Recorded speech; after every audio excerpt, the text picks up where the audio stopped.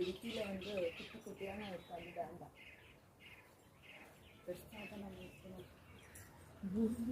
Hi வணக்கம், நான் உங்கள் ஜெயந்தாரா. கொஞ்சம் வயசுல கொஞ்சம் வயசு எங்கள் ஆச்சி கொஞ்சம் வயசு இங்கேருந்து மாங்காய் எப்படிட்டு போவேன், வேட்டை கொண்டு போவேன், நடந்தே போவேன்.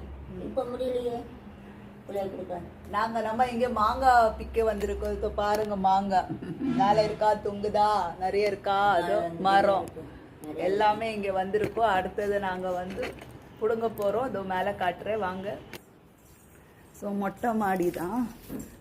ஸோ மொட்டை மாடியில் வந்து மாங்காயெலாம் இருக்குது. இவங்க 2 நாளாக வாங்க வாங்க சொல்லிகிட்டே இருந்தாங்க.